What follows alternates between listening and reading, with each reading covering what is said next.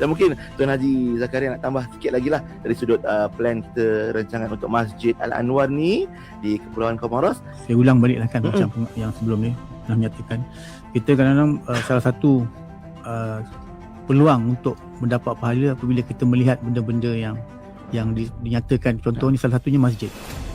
Melihat masjid ni, kalau kita tengok Kaabah tu lagi besar lah pahala dia. Betul. Kan, tapi kalau kita tengok rumah Allah ni pun dapat pahala.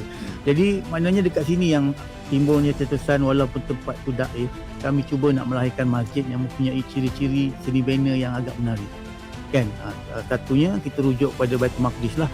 Kan, Masjid Dome of Rock tu atas dasar itu salah satu usaha MCG untuk promote isu Palestin. Isu Palestin melalui pembangunan sini masjid kan. Orang nampak je masjid dia ingat Palestin. Palestin, yes. Ya. Jadi atas ini pun konsep yang kami gunakan untuk pembangunan masjid di Phnom Penh, di Mindanao, di New Zealand kan, mempunyai karakter yang sama walaupun saiz dia berbeza. Tapi ini salah satu usaha kami mencakna isu-isu yang melibatkan Palestin kan, terutamanya untuk membantu saudara kita di Gaza.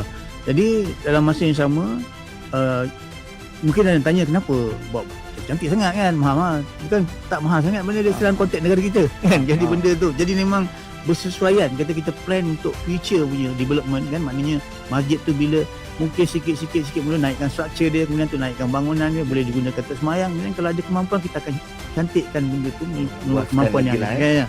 Jadi disebab tu kita memerlukan antara 500 ke 1 juta dan 500,000 ke 1 juta untuk memulakan semula projek ni. Apabila dah naik lagi struktur, nanti mungkin ramai lagi yang berminat untuk menyumbang. Jadi yang permulaan yang penting kan, macam kalau peristiwa hijrah tu kan, sahabat-sahabat yang bersama Rasulullah hijrah ni pahala dia besar kan.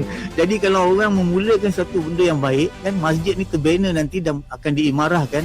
Orang yang mula tu yang saham dia akan besar.